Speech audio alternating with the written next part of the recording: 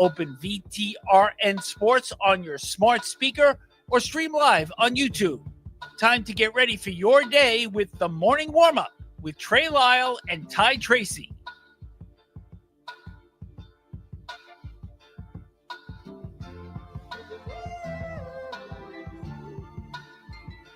.703, we're back on this Monday. I can't believe I'm saying this. It's December 1st. And as Ty and I discussed last week, which now we can ask Luke all these questions because he was gone. Today's my mom's birthday. Happy birthday, Miss Tracy. It is Tracy, okay. I don't want to, I don't know your life, Ty, sometimes. Happy birthday, Miss Tracy. You produced a good boy. But now we can ask the intern this question before we get into the show because we have a lot to talk about. But Luke, you weren't here last week. You were on vacation. We discussed favorite Thanksgiving sides, and we discussed the proper time to set up for Christmas. So I will allow you, I know we're past Thanksgiving, which I hope everyone enjoyed their Thanksgiving holiday. Your go-to side is what? My family, this might not be a popular one, but I don't even know if you guys know what it is, but stuffing balls. So it's just stuffing, but in a ball form. Yeah, and it's pretty much just whipped up like white bread with like butter, like smushed together and then like baked. It's amazing. That sounds actually pretty good. Okay, and then proper time to set up for Christmas, before or after Thanksgiving? The day after, you can start going with Christmas music. I'm okay with that. I'm December 1st. Yeah. So, but the day after, yeah, it's just give Thanksgiving its proper, what it deserves. But yeah, it's just it's quite fascinating what we'll see as we get into this now. So there you go. Hope everyone enjoyed their Thanksgiving holiday. Setting up for the holidays, for Christmas, or whatever holiday you celebrate. It is that time of year. Of course, December will have bowl games for you, which will not feature Liberty or Virginia Tech, both turning the pages. Vibes probably around those two programs very different. We'll talk about that. But of course, Virginia are going to have at least 2 games in December, assuming they have their bowl game in December. But they might not be going to a bowl game because they might be playing in the college football playoff, as we talk about with In Case You Missed It.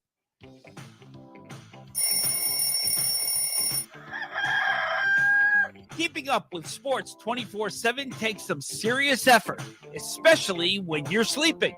Don't worry, the morning warm-up stays alert around the clock. Now here is everything you missed last night.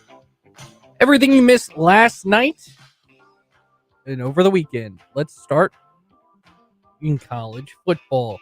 So let's start on Friday night as Jefferson Forest gets the win 49-7 over GW Danville.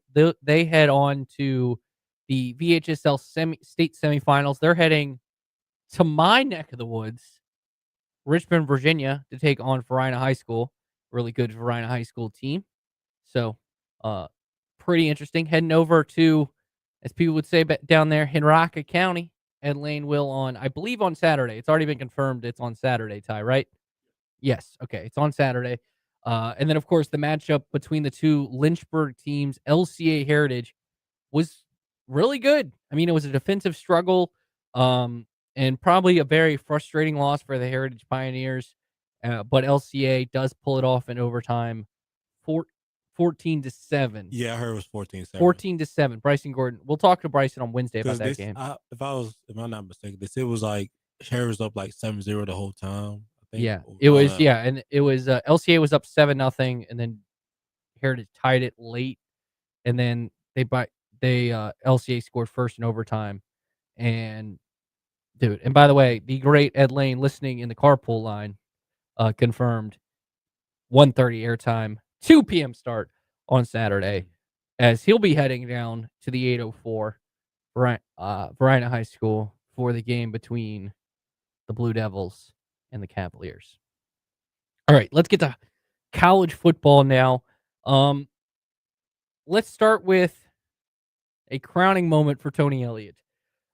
Number 18, Virginia 27, Virginia Tech 7, in a game in which I don't know if Virginia looked great offensively.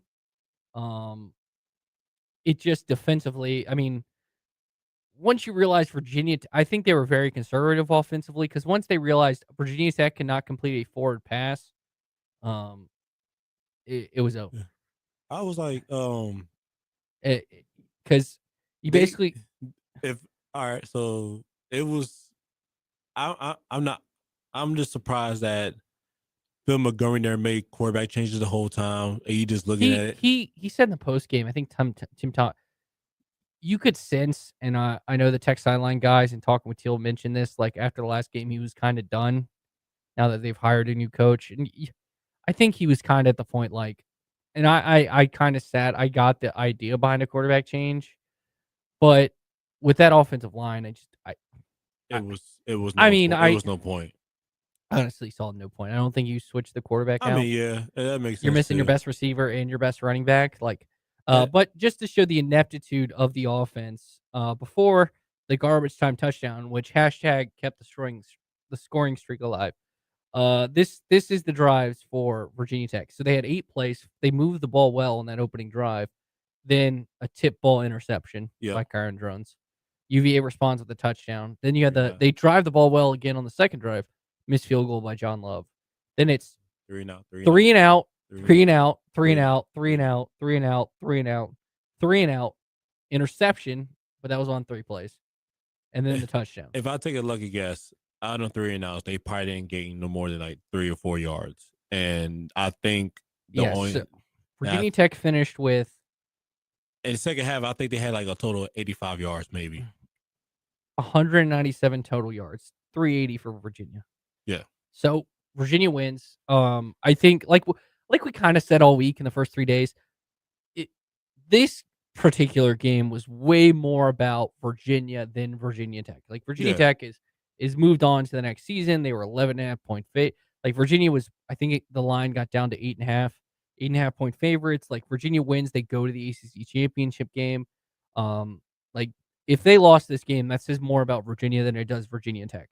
And to Virginia's credit, and I think they were harping on this on the broadcast, the fact that Virginia has most of the most 6 to 7 year players, and I think they were third in added starts from the portal in the country. Like that experience came through in this game where they handled the moment. They won the game, and they should have won the game. They handled their business. Yeah. Now, who will they play in the ACC championship game? Well, let's go through the ACC scores to find that out, Ty, before we go to the rest. By the way, number 4, Georgia defeats number 23, Georgia Tech, 16-9. That didn't have any effect on this. Number 9, Notre Dame defeats Stanford, 49-20. Number 12, Miami rolls over Pittsburgh, 38-7. I'm going to get to the one that matters. Louisville blanks Kentucky. We'll talk about Kentucky again in a second. 41-0. Clemson defeats South Carolina, 28-14. The game that apparently mattered the most in terms of ACC tiebreakers.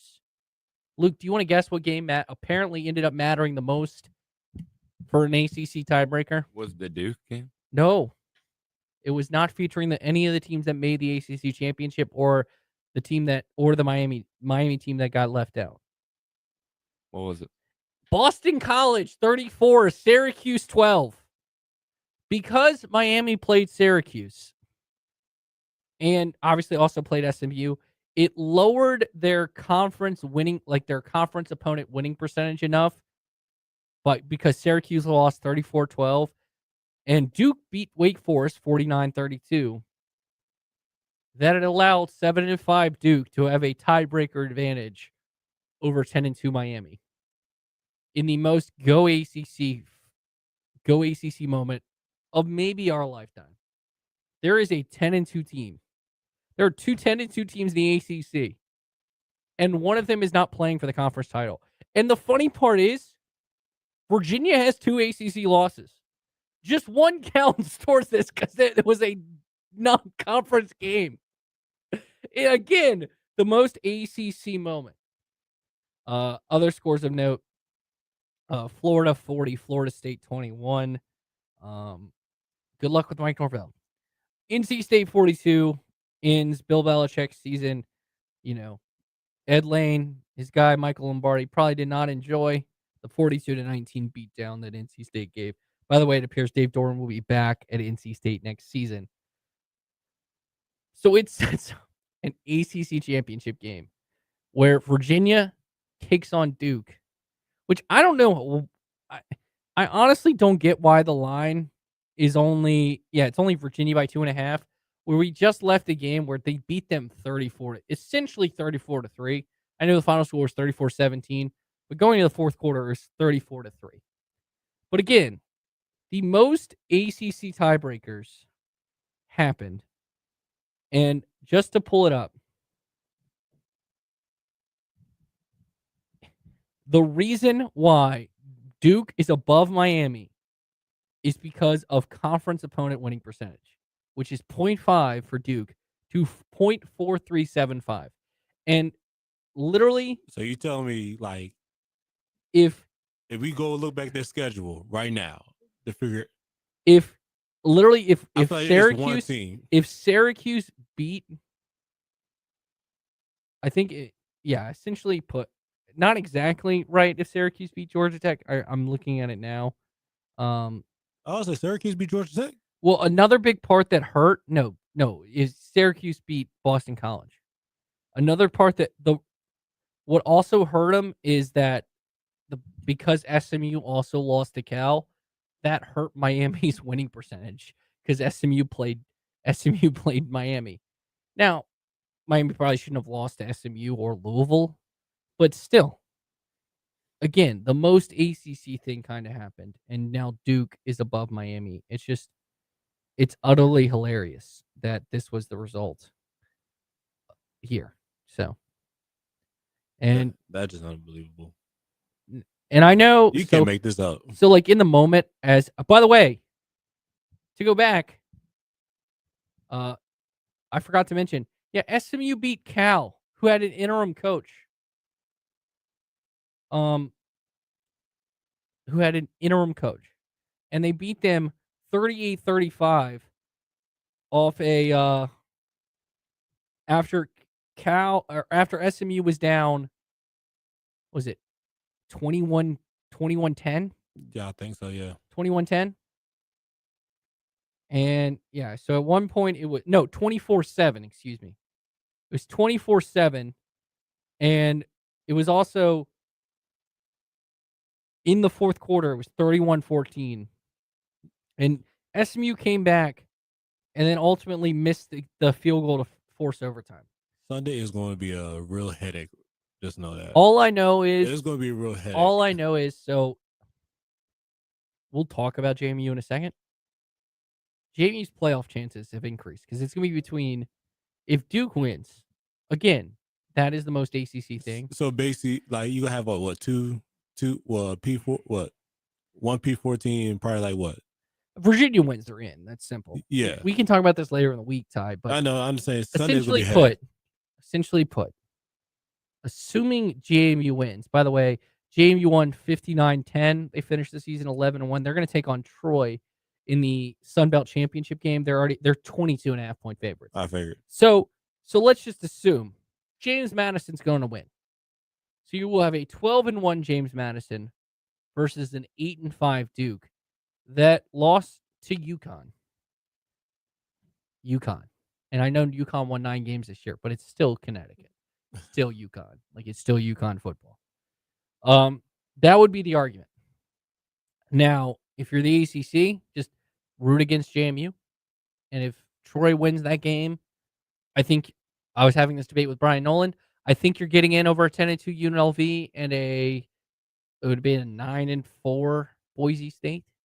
Because they don't have because I think the American champion is in. JMU's path is basically JMU versus Duke.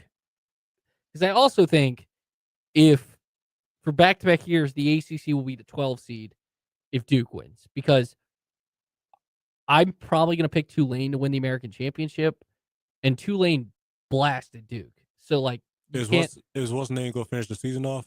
Yeah, okay. John Summerall. Yeah. Eric Morse and John Summerall are both coaching that game. Okay, just want to make sure. Anyways, let's get to other scores. But again, back to why we were talking about all this in the ACC. At least Virginia handled it a bit. Like, I was rooting heavy for SMU because at least SMU, like, just if I'm Jim Phillips, like, this is now last year it kind of worked out perfectly. You got two teams in because I think you wanted kind of the scenario of Clemson. It was Clemson. Who else? SMU. Remember, SMU was ranked in the top 11. Oh yeah, that's right. Because both of them. Was And then in they ACC lost on the championship. last second field goal, which right decision. I do not think because you play an extra game, like, it'll be interesting. We'll talk about like the SEC championship game features Alabama, who's currently in the 10 spot, and I'm assuming come Tuesday will also be in the 10 spot. Now, do you agree with Alabama being in the 10 spot? I don't know, but I personally think if they, let's say, unless they lose like 42-0 to Georgia, I don't think Alabama's going out of the playoff with because to me, again, let's put our tinfoil hats on. They got to keep the conference championship games important enough, but also not de-incentivize them of making them, because Alabama, if theoretically Alabama lost a tiebreaker to Texas A&M, let's just say in this hypothetical scenario, because they didn't. Let's say it's Texas A&M, Georgia, and Alabama is sitting there at 10-2 as the 10 seed. They're in the playoff. You can't de-incentivize the conference championship game. Then it makes it less important.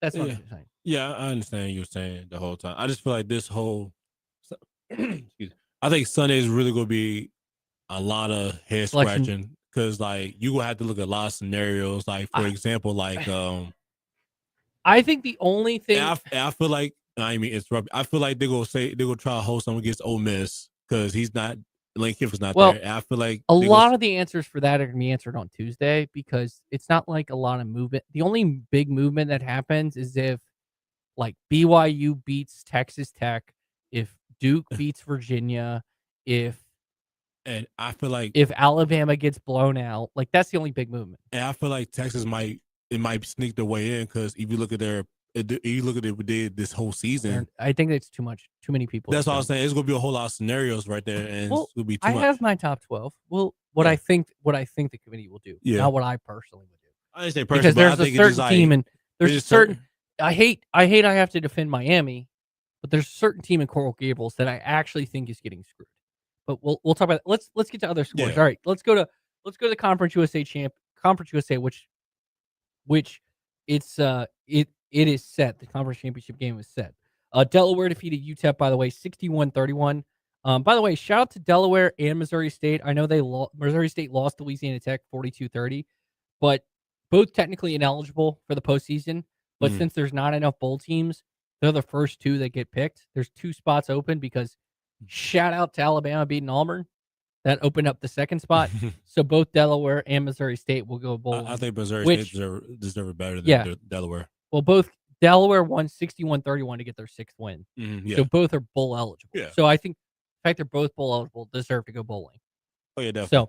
So FIU 56, I said SMU. Sam Houston 16. Jacksonville State walks it off with a field goal, 37-34. So that game was going on during the Liberty game. And essentially, Kennesaw State just needed Jacksonville State to win to get in the championship game because they own the tiebreaker over Western Kentucky. So the game, it was already set. So it was going to be Kennesaw State versus Jacksonville State at Jacksonville State because Jacksonville State already beat Kennesaw this year. And that's what it is. That's the conference championship game. Anyways, 37-34. Middle Tennessee defeats New Mexico State 31-24. And then the game here in Lynchburg, which was a really good one. Liberty falls 48-42. I believe it's their 3rd straight overtime defeat, if I'm not mistaken. Yeah. The 3rd straight, yes. 3rd straight defeat, all in overtime. It's a bad luck issue, first of all. It's a like I was able to watch the overtime one before the UVA Tech one, and Kennesaw just like say, let's stop playing around. That was crazy. That overtime was crazy because I believe, if I'm not mistaken, Liberty scored on their first play. Kennesaw scored on their first play. And then Kennesaw scored again. Kennesaw scored on their first play. Yeah. So there were before Liberty got the ball for the second overtime, there were 3 plays in overtime, all touchdowns. Yes. And then Liberty got stopped on downs. Liberty missed the field goal to win the game.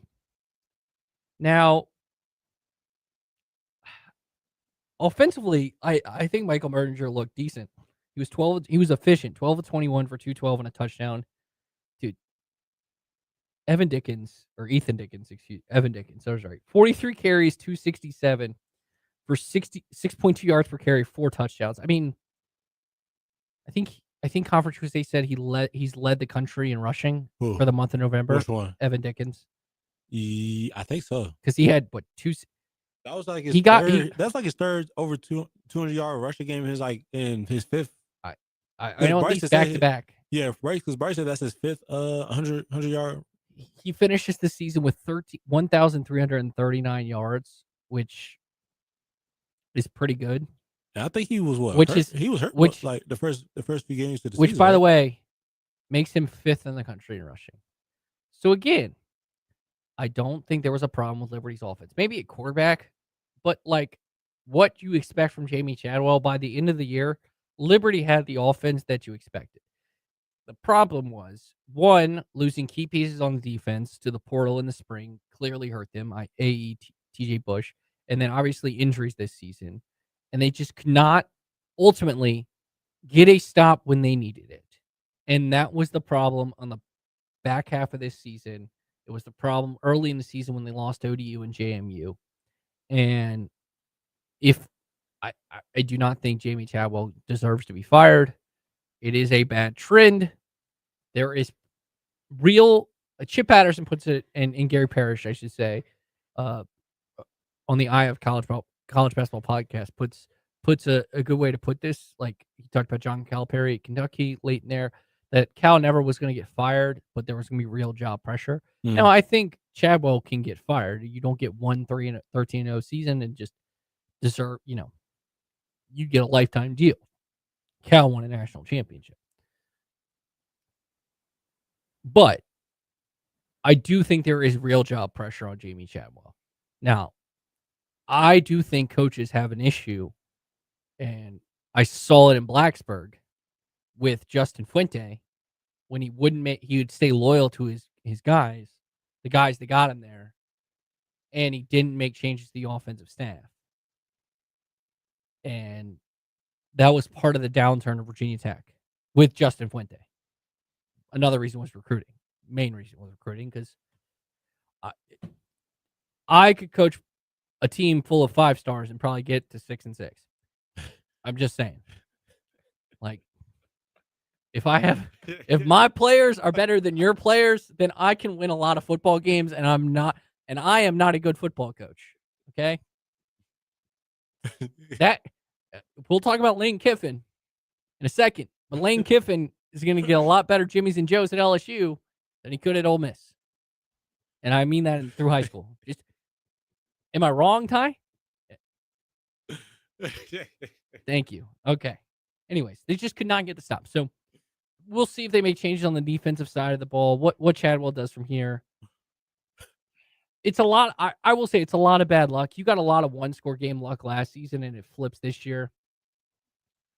It very much is a disappointing season. And plus, I'll say a lot of teams in Conference USA got way better, and I think agree with that. And nobody did not expect this coming at all. I do think your struggles against teams coming up from the FBS, like that's like losing to Missouri State, losing to that Kennesaw team last year. That is an issue going forward, but hey, you turn the page. We'll see. Like, I think there's real job pressure. And obviously, if he has an over 4-8 season, I think Chadwell, there is a conversation to be had about Jamie Chadwell, but I don't think we're not like Luke yet. Luke's a fan, so he's very reactionary. He probably was chanting "Fire Tomlin" yesterday at the Pittsburgh game. But anyways, 48-42, Kennesaw gets it done. As for the rest of college football, let's go to the Sun Belt now. Georgia Southern 24, Marshall 19, ODU. Hey, you know what? Shout out to Old Dominion. 9-3 on the year. Finished 27. They win 27-10 over Georgia State. They're gonna go to a bowl game for a chance at 10 wins. Uh, we haven't talked much about Old Dominion other than keep putting them 3, but really good season from Ricky, Ronnie, and the boys. Arkansas State 30, App State 29, Louisiana 30, UL Monroe 27, Texas State defeats South Alabama 49-26, Troy over Southern Miss 28-18, and JMU just annihilates Coastal Carolina 59-10, outscoring, by the way, 28 points in the fourth quarter, trying to get the style points. Alonzo Barnett, 15-21 for 207 and 3 touchdowns. Their running back, is it Mallory? I think it's Mallory. 12 carries, 154 and a touchdown. JMU's going to the Sun Belt title game. We mentioned they're playing Troy. Coastal fired the head coach. Yes, look at that. I got a whole. If you look at my notes, Ty, I know. I got it all broken down. I was like, don't worry, Ned Lane was already on his troll about that. All right, top 25 scores. Number 2, Indiana defeats Purdue 56-3. So Indiana in their two games under Kirk Cignetti against their big rival Purdue, 66-0 and 56-3 in those 2 games. Number 16 Texas upsets. It was a 2-point spread. Number 3 Texas A&M 27-17. I think Arch looked really good in the second half. Trey Wisner, 19 carries for 155. Marcel Reed gets a little banged up, but throws 2 bad interceptions late. We mentioned Georgia defeated Georgia Tech in a shockingly defensive struggle. If Georgia Tech's defense played like this against Georgia Tech, again, we would have had a Virginia Georgia Tech ACC championship game, and we wouldn't be in this issue. Ole Miss, which we'll talk more about this, ignores the distractions. They win 38-19 over Mississippi State. Utah defeats Kansas 31-21. Arizona gets the Territorial Cup over Arizona State 23-7. Number 1 Ohio State finally gets off the snide and beats Michigan in a basic dominant fashion 27-9. Julian Sand 19-26 for 233 and 3 touchdowns. The Big Ten championship game will essentially be for the Heisman Trophy. Just want to throw that out there. And I think the number 1 spot as well. Yeah, and the number 1 seed. We've that's the 2 things on the line. The number 1 seed. I think honestly that could probably be the top 2 seeded teams. If Alabama beats Georgia, that probably is going to be the top 2 seeds, which we're going to get to that in a second. Mm-hmm. Number 5 Texas Tech cruises past West Virginia 49-0. Number 6 Oregon defeats Washington. That was a pretty interesting game, 26-14. Number 8 Oklahoma just escapes, and I do mean escapes, LSU 17-13. God, their offense is boring to watch. Oh, it's so bad. Oh, it's so bad. Oh, I somehow watched that whole game. Shame on you. Wow. Someone may have had some action on LSU plus 11.5 and had to watch it. Which I don't know how they leave that dude wide open at the end. Anyways, number 9 Notre Dame 49, Stanford 20. The Iron Bowl was full on Iron Bowl. 27-10. Shout out to Kalen DeBoer. 4th and 2, going for it to win the game. 27-20. Alabama defeats Auburn. Number 11 BYU defeats UCF 41-21. Number 12 Miami, as mentioned, rolled past Pittsburgh. Number 14 Vandy dominates Tennessee 45-24. Number 17 USC defeats UCLA 29-10. Number 24 Tulane defeats Charlotte 27-0. Tulane versus North Texas for the American Championship. Kennesaw State, Jacksonville State for the Conference USA Championship. UNLV takes on Boise. Somehow the Mountain West still, I think, is better at determining their champion than the ACC, but they had to go to a computer system to determine their champion. And you get UNLV at Boise State, which is fascinating for that. And then Big 12 will be Texas Tech BYU. MAC will be Western Michigan Miami. Georgia Alabama for the SEC title. Indiana Ohio State for the Big 10, and Duke Virginia for the ACC. So there you have it. College football. As for my top 5 teams in the state of Virginia, I've done this creatively. So it's the final one. No, we got one more next week. Dang.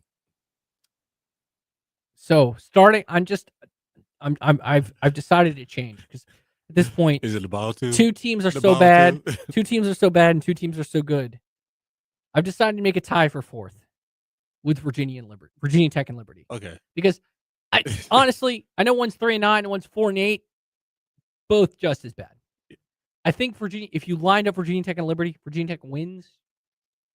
But I mean, they can run the ball pretty well. So, but yeah. one team can run the ball well and not complete a forward pass. Yeah. The other team can't stop the run and has very inconsistent quarterback play. So, like, and for parts of the season, could not complete a forward pass. So, very similar teams. Number 3 is ODU in their own tier. They're just like cruising, like hoping they don't lose their quarterback to the transfer portal. Yeah. And then I have tied for first JMU and Virginia. I got an argument with a Virginia fan this weekend saying that JMU was better than Virginia, that I would pick JMU against Virginia. I still feel that way because every metric, an analytic metric, actually has JMU rated higher than Virginia. Like SP Plus, for example, has JMU, I believe, 24th and Virginia 30th. Yeah. So, again, neutral site, it's probably like a 1 to 2 point spread. Like it's a coin toss kind of game. And you looking back at JMU when they lost to Louisville, you're like, how did you lose to Louisville? Just like the coach said, they just had so many turnovers because that was a game they should have won. But either way. Yeah, and we can play the common opponent game. Both actually played 3 common opponents. JMU beat Coastal 59-10. They actually beat Washington State better than Virginia did. Mm-hmm. And Virginia beat Coastal 48-7. So, like, we'll just say even on that one. Yeah. So, and let's be real here. If Virginia doesn't get the 2 defensive turnovers for touchdowns, which, again, great plays, but also little luck based. Defensive touchdowns are very random. Good term. They probably lose that game. Yeah. So, anyways, there are a lot of coaching changes. We gotta get to the NFL. We will, but I'm just gonna run through them all, and maybe we'll spend some time tomorrow more breaking down these. Mm-hmm. So we'll start with the fired coaches. Jonathan Smith fired at Michigan State after another bad second year. Yes. Tim Beck, Ty mentioned, head coach at Coastal, the guy who replaced Jamie Chadwell, fired. Does Jamie Chadwell go back? Ed Lane was speculating about it. And the man who just got paid $37 million yesterday, and I wish I could get fired like that, is Mark Stoops in Kentucky. Apparently, he's going to take it over time. The next defensive analyst at the University of Iowa is Mark Stoops. But Stoops fired at Kentucky. Good luck, Kentucky. I just think they're giving up on actually trying in football and going back to all in on basketball again. Yeah.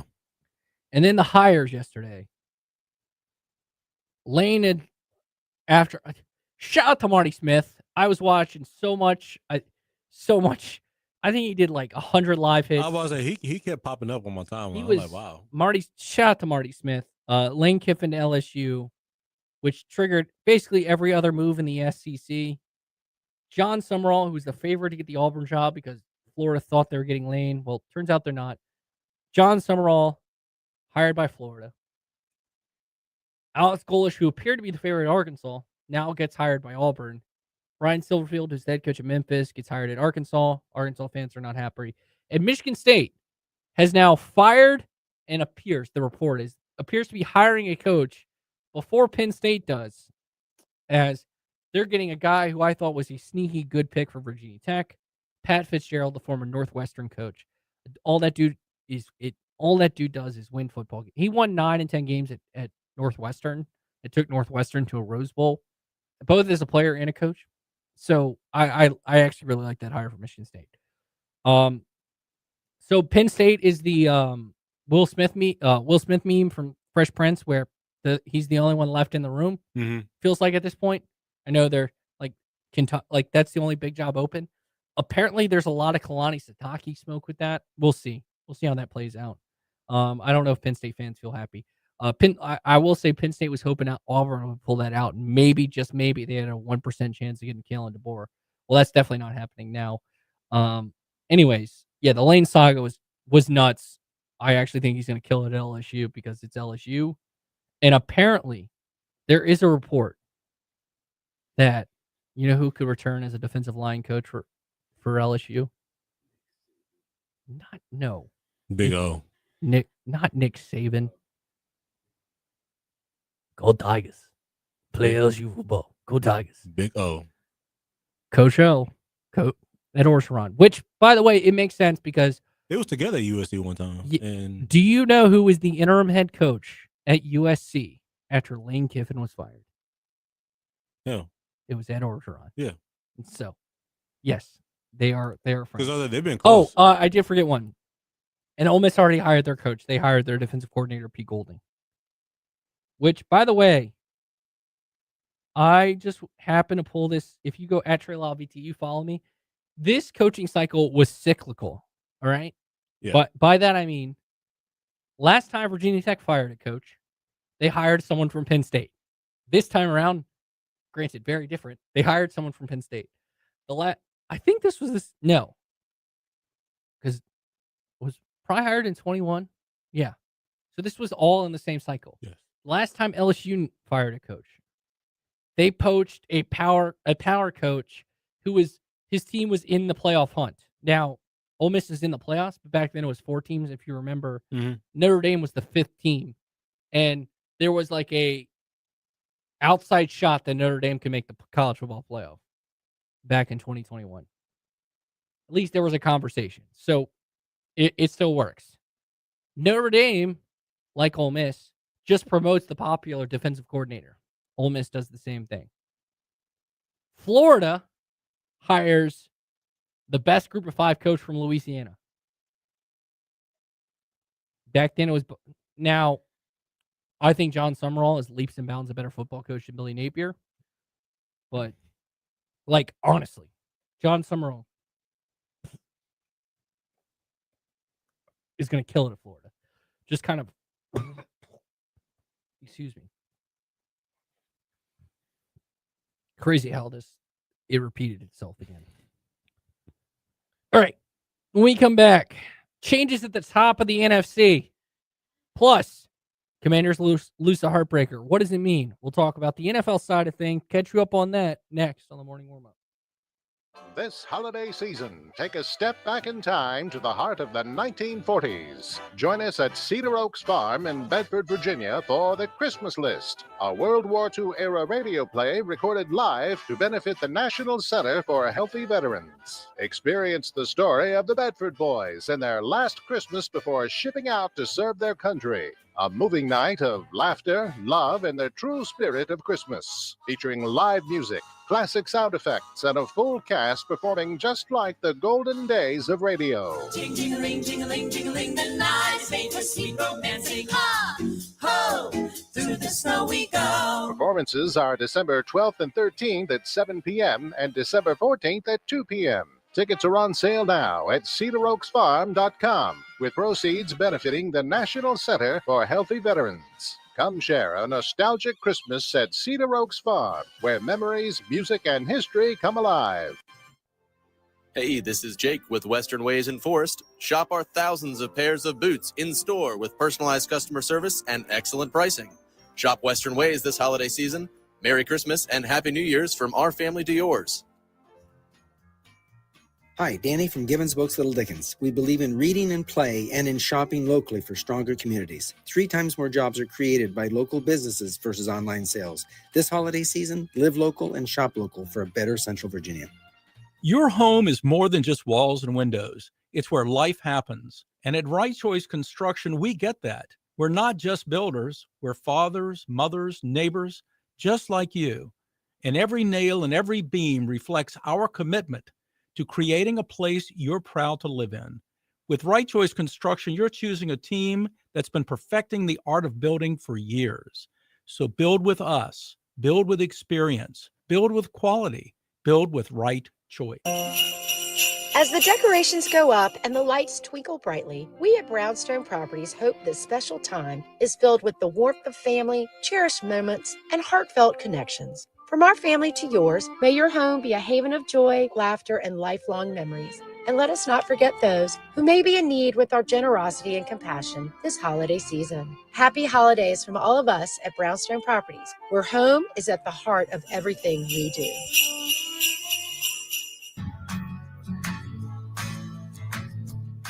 Good morning. We are just getting your day started here on VTRN Sports with the morning warm-up.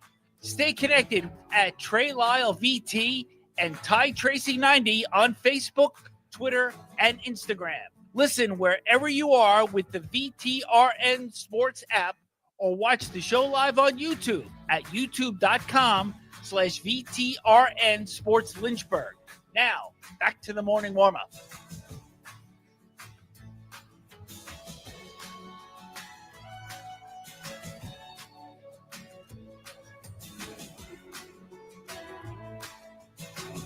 $7:44 on this Monday, December 1st. Welcome back to the morning warm-up. Let's get to the NFL side of in case you missed it.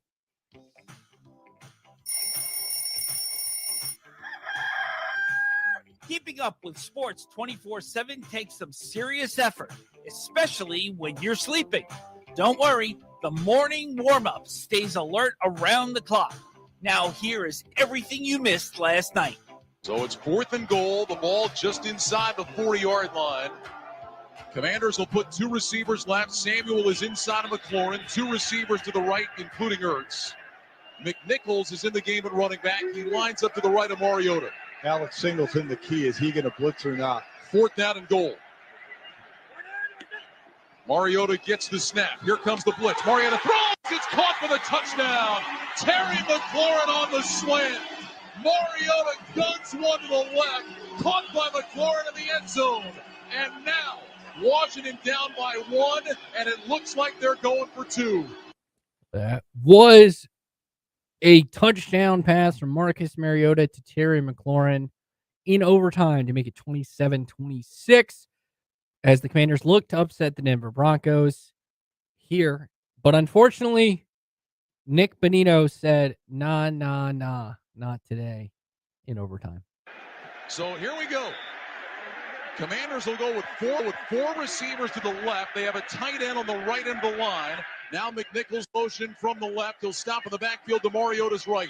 2-point try for the game. Shotgun snap. Blitz coming. Mariota backpedals. Throws. It's batted down. It's knocked out of the air. Incomplete. Nick Bonito knocked it away, and the Broncos survive. Denver wins the game 27-26, and the Broncos winning streak is at 9. Mariota was going for Jeremy McNichols in the flat. McNichols went back into the backfield, looped around, and then ran to the flat. And he was open.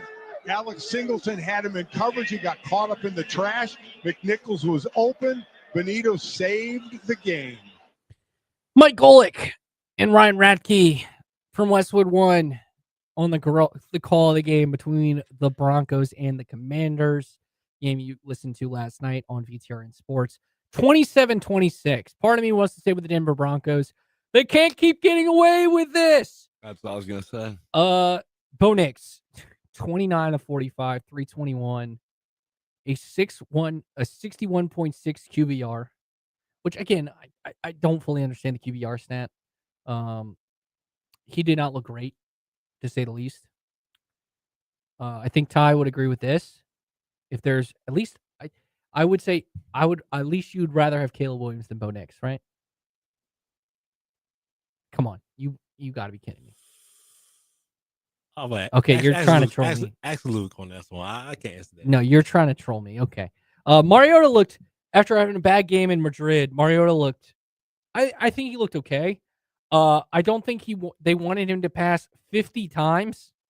By the way, 45 pass attempts for Bo Nix, 50 pass attempts for Mariota, 28 of 50 for 294, 2 touchdowns, and a really bad interception. I mean, Washington mucked I think and we'll talk to Lake tomorrow. Washington wanted to muck the game up. They wanted to run the ball. 33 carries as a team for 143. Chris Rodriguez had 11 carries for 41 yards. Jeremy Nichols looked decent. Like, they wanted to muck the game up. Ertz had a really nice game, 10 catches for 106. Terry's return, it did look like stability came back to the offense when Terry came back. 7 for 96. It appears that Jaden Daniels is coming back next week, taking a Vikings team that did not look great with Max Brosmer, the rookie, against Seattle. But that's the best defense in the NFL. They also took on the best defense in the NFL, and they scored 26 points against the best defense in the NFL with a backup quarterback. Like, got to give credit where credit's due. The Broncos seem to just be pulling these games out of their butt this year, and credit to Washington. This game felt a lot like their games last year, where Washington kind of hung around, and then pulled it in. But the problem was, defensively, they just could not get the stop they needed. And I bring up, there are 3 moments in this game that ultimately were the moments. It was the touchdown by Denver right before the half, which was a 10-play, 64 yards in less than 2 minutes. Denver just, this was right after Washington finally got the lead 7-0 because they could not move the ball to start the game. And defensively, they held them to 2 field goals, so it was 6-0 because Denver's offense is a pain to watch sometimes. And, I believe in Sean Payton. I just think Bo Nix might not be, him. Let's just put it that way. But then they just march down the field, 10 plays, 64 yards for a buck in a minute 58. And they go to half down 6. Then they score right before half, and then instantly response by Denver. Then the moment that got them back in the game was the interception by Bobby Wagner, which that was just a dumb play by Bo Nix. 27-17. They get the 2 field goals late, a really good drive. A drive to end the game. It was an 18-play, 71-yard drive in 3 minutes to end the game. Or to force overtime, I should say. But then instantly, Denver gets the ball first, which I think Washington won the toss and said went defense first, which is the right decision in overtime because you get an extra down. And they just let Denver march right down the field easily. 5 plays, 76 yards, and 301, including a 41-yard pass where, frankly, Evan Ingram, Bobby Wagner on Evan Ingram is just a mismatch. And, it just felt like when they needed the stop, the defense couldn't get it. And that's what cost them the game. And so they moved to 3-9. I think they're just, they basically are going to play spoiler the rest of the way, especially against, Philadelphia and Dallas. So, and, the way the Eagles have looked offensively, they can definitely win those games against Philadelphia. Dallas has looked a lot improved the last couple of weeks since they made those trades. But I'm not here to say I would pick them to win. Still don't trust their defense entirely. So there is a chance, like, Washington can play spoiler. You're 3-9. I think you're well out of the playoff hunt, plus the tiebreakers. So just something to keep in mind. The rest of the NFL scores, though, from starting on Thursday on Thanksgiving, Packers defeat the Lions 31-24. That was a fun game there. I think all 3 games on Thanksgiving, hope you listened to them while you're traveling, were pretty fun. Yeah, they were. Cowboys overcome a fourth quarter, some Mahomes magic in the fourth to win 31-28. Cowboys Chiefs is so fun to watch. That was a fun game. That was a fun game. Yeah, I think the Cowboys have a really good offense, and it showed. Just best wide receiver duo in the league, hands down. No. Yes. That belongs in Cincinnati. No, Pickens is playing absurd. I agree, but I still would take Jamar and T. Bengals 30. They're not even the best receiver duo in their own division. I mean, come on. They're not even the best receiver duo in their own division. They might be the third best. They're better than Terry and Debo. Bengals 32, Ravens 14. Friday, Bears 24, Eagles 15. Yeah, the Eagles don't look right now. I'll put it that way. 40. I think Kevin Stefanski cost the Browns this game. They were in it until late with a couple of bad fourth down calls, bad execution. 26-8, 49ers beat the Browns. Jags are now in first place of the AFC South. So Duval. as Jags defeat the Titans 25-3, and with the Texans defeating the Colts 20-16, Jags moved to first place. Which, by the way, shout to Daniel. I know Daniel Jones has not looked great of late. He's looked okay, but he's playing with a broken fibula, which is kind of or a fractured fibula, I should say, which is kind of insane. I think part of the reason, if he had more stability from a contract point of view, he probably sits out, but he doesn't. Dolphins 21, Saints 17. By the way, can we just shout out my guy? I will always hold a special place in my heart for Tyrod Taylor. 19-33 for 172. He also ran for a touchdown as the Jets walk it off against the Falcons 27-24 because Tyrod did it, Mikey. Tyrod did it. Got the win. Bucks defeat the Cardinals 20-17. In the upset special, Panthers defeat the Rams 31-28, which makes the Chicago Bears, led by Caleb Williams, the number 1 seed in the NFC. By the way, Bryce Young was awesome. 15-20 for 206, 3 touchdowns. He made some great throws, great plays in that game. It's cool to see Bryce Young sling the ball like that. Seahawks 26, Vikings nothing. Bills defeat the Steelers 26-7, and the Chargers defeat the Raiders 31-14. All right, when we come back, we will talk more. We will give some early thoughts about these coaching changes and why, what we think about them. Plus, we'll go more in depth throughout the week about them as well. You're listening to the Morning Warm Up on VTR and Sports.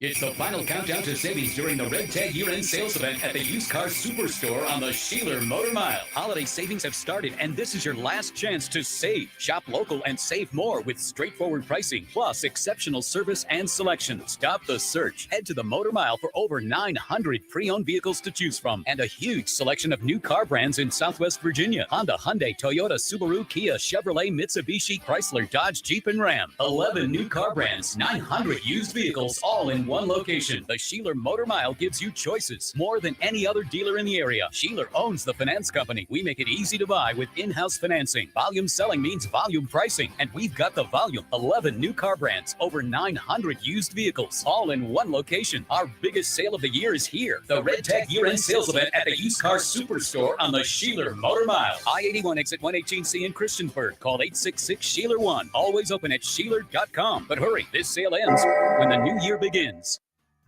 Hi, Danny from Gibbons Books Little Dickens. We believe in reading and play and in shopping locally for stronger communities. 3 times more jobs are created by local businesses versus online sales. This holiday season, live local and shop local for a better Central Virginia.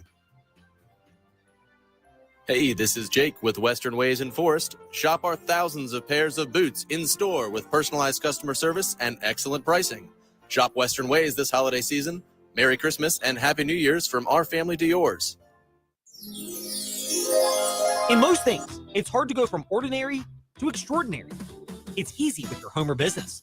Call the Concrete Wizard and transform your place into an extraordinary space. If you're tired of looking at unsightly concrete, then bring light to your old surfaces. Call the Concrete Wizard for free design consultations, free estimates, and fast professional concrete resurfacing. And visit theconcretewizard.com for ideas from other before and after photos.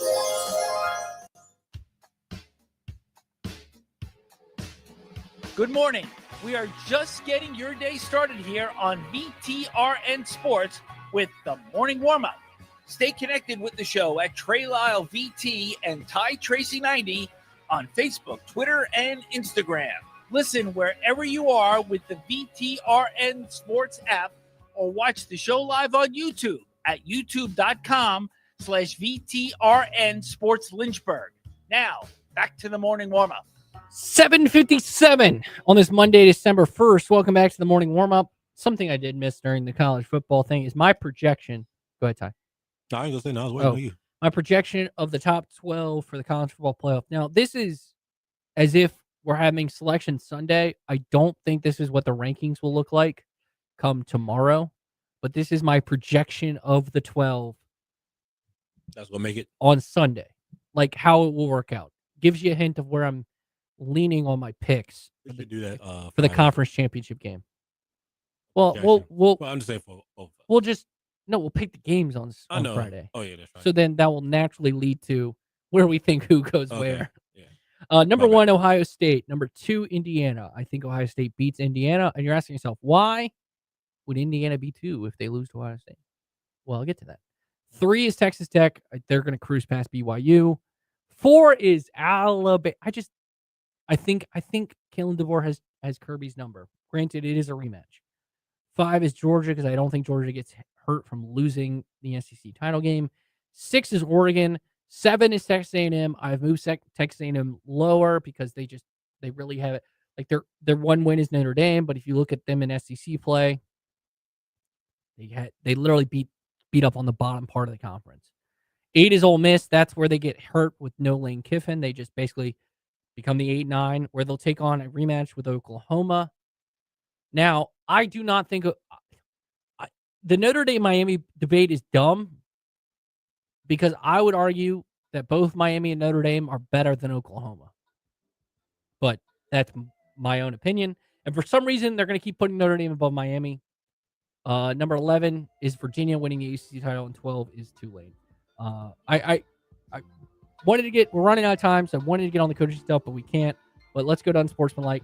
Everyone have a great rest of your week and a rest of your Monday. We'll be back tomorrow. Thanks so much for listening to the morning warm-up on VTRN Sports, 93.3 FM, W227 BG Timberlake, and 1320 AM WVGM Lynchburg. Evan, Canty, and Michelle are unsportsmanlike.